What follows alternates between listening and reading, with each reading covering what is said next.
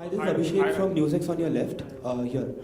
So basically, you guys are also related to the Indian film industry and the new law that's being passed that, in multiplexes from 6 to 9, we'll have Marathi cinema that is going to be shown. I get other people's opinions about it. Yeah, but I mean, this is a press conference for the show, so that's Just a question from a reporter to a reporter, on reporters. So. If you guys could please give a reaction. You know how important You it think is. reporters ask questions to a fellow reporter? Do you think?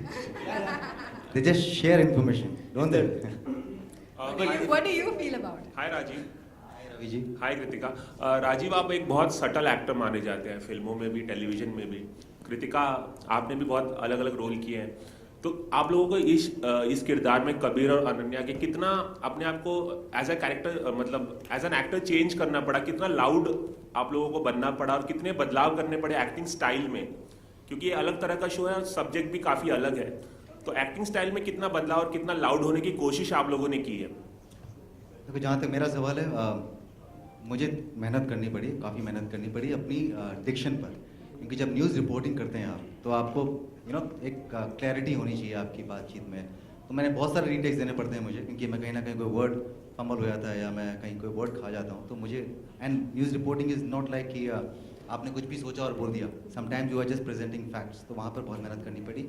दूसरी बात, I think जो director है गोल्डी, वो बहुत ज़्यादा involve है show में, तो जो भी चेंज अगर आप देखेंगे, मेरी टेंडेंसी थी कि मैं अपने कंफर्ट जोन में घुस जाऊँ वाइल परफॉर्मिंग, बट अगर आप मुझे मेरे कंफर्ट जोन से बाहर देखेंगे तो I think it's because Goldie, because also I am not interfering in and giving my own opinion. ये शो में बहुत बड़ा हाथ है डायरेक्टर का, और जो आप देखेंगे आई थिंक इट्स हिम। एब्सोल्युटली, उनका, हमारे डायरेक्टर का जो काम निकालने का तरीका है वो ही बहुत अलग है। he doesn't say okay to shots that are generally okay. He always wants you to do something different. तो मज़ा आता है. For me it's an ongoing process. मैं रोज़ सीख के कुछ एक्सप्लोर करके अलग करना चाहती हूँ. You see a lot of bubbly leads on television and I have also played those characters. But मेरी ये बहुत सिंसियर कोशिश है कि मैं शो में अलग दिखूँ और बिल्कुल अलग लगूँ. आपको वो किसी और कैरेक्टर को रिमाइंड ना कराए. हाँ राजीव, मेरा सवाल आपसे कि अभी आईपीएल भी चल रहा है, उसी दौरान ये शो भी लॉन्च होने वाला है, और ये 8 से 11 का जो समय होता है उस समय किसी न किसी टीम का मैच होता ही रहता है, तो आपको लगता है कि ऑडियंस जो है वो बिखरेगी, क्रिकेट की तरफ ज़्यादा जाएगी? सुना है मैंने कि आईपीएल के काफ़ी मैचेस रीशफल कर रहे हैं, बोलो 9 वाले मैचेस कैंसिल कर रहे हैं, ऐसा आपके टाइम के हिसाब से? हाँ, वो लोग कुछ ऐसा सुना है मैंने कि हाँ, वो उस टाइम पे ब्रेक लेंगे 9 से 9:30 बजे का। वैसे नहीं हो रहा है वो जोक। नहीं, मैं जोक को समझ रहा हूँ, क्योंकि आईपीएल हमारी नेटवर्क पे है, मैंने इसीलिए राजीव, मेरा अगला सवाल आपसे ही होने वाला था कि आपके ही नेटवर्क का है, तो एक टाइम पे अगर ऐसा इतना बेहतर शो अगर आप लॉन्च कर रहे हैं तो इसको बाद में भी कर सकते थे, मई में, जून में। I think that speaks volume about your confidence.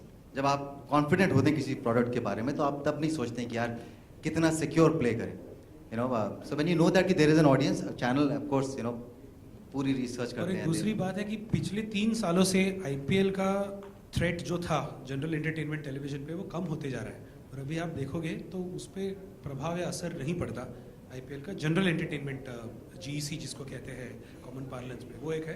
दूसरी बात है कि आईपीएल हमारे पास ही है तो हम उस पर प्रमोट जरूर कर सकते हैं, तो हमें वो एक लेवरेज मिलता है कि यही शो देखो, और मैच सारे ही अच्छे होते हैं, ऐसे नहीं, कभी कभी जल्दी भी ख़त्म हो जाती है, तो हम will be a viable option always.